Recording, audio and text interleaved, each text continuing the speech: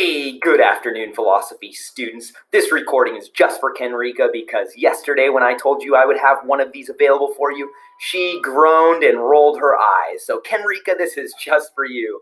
All right, for a warm-up today, what I'd like you to do is in your journals, make 3 connections between our Gangadine learning and our Craig learning. No word count. You are welcome to bullet point these. I just want you to think for a few minutes and make 3 connections between our Gangadine learning and our Craig learning. As soon as you make those connections, go ahead and nudge your neighbor and share those connections with them. All right, go.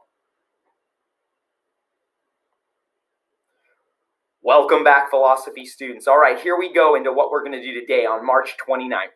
I will craft an amazing response to a skeptic comment using the Kalam cosmological argument.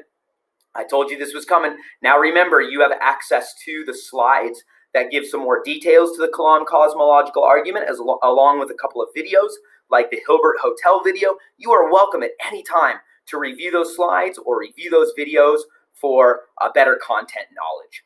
All right, also I included for you a few videos, kind of funny ones, on some objections to the Kalam cosmological argument. You will recognize a few of these arguments, and a few of these arguments will be kind of new, but you are welcome to also use these to add some substance to your response today. So feel free to do that. All right, what you'll do is you'll click on Google Classroom, and you will notice that you have this sheet here. Let me go over the instructions with you. In pairs, use your current understanding of the Kalam cosmological argument to respond to this skeptic. Each response needs to pick a con or an objection to answer as well. And remember, you can see those on the argument map. All right, you're welcome to watch this video by T.J. Kirk, also known as the Amazing Atheist. I'm not sure how amazing he actually is, but he would like to consider himself the Amazing Atheist. But as you can see in red there is a major parental advisory for explicit lyrics warning. Now, I know for some of you, this is going to make you want to watch it all the more. So if you do, be prepared. He uses some very foul language, very sexual, derogatory comments, and so you have been thoroughly warned. All right, here's the comment you're responding to. What bothers me about these types of people is that just say they get actual proof that God exists. Wouldn't that mess up the religion?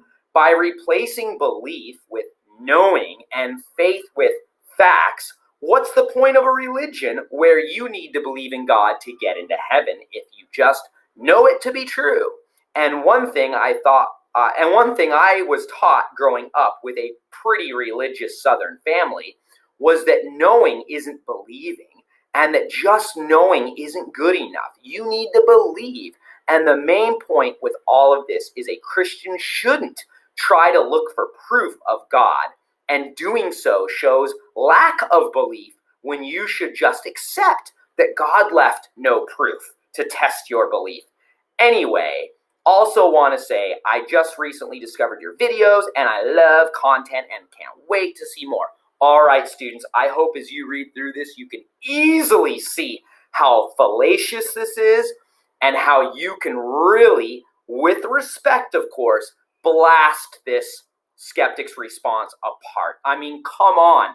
We're supposed to believe without any proof, and faith is opposed to knowing. Are you kidding me? Remember what Hebrews says. Hebrews says faith is the assurance of things not seen. Well, how the heck can you be assured that you know something that you can't see? Philosophy, that's how. Good apologetics, that's how you can reason with your brain and come to the metaphorical conclusion that God must exist. So faith is totally not against proof. In fact, the best faith is when you do have some proof. Amen? And so I want you to use the Kalam cosmological argument to address specifically this skeptic. Now, don't forget, let's take a quick look down below. You do have a rubric. Make sure you use the Kalam cosmological argument. A few of you actually did not use the Leibniz cosmological argument in your last response. Others of you used it very creatively. You didn't just list it out. You kind of wove it into your response. That is Epic. That is great. No problem there. You need to make sure you answer at least one of the objections. Don't forget to do that. And then be polite and considerate when you read over my response, if you read over my response, which should be one of the newest responses.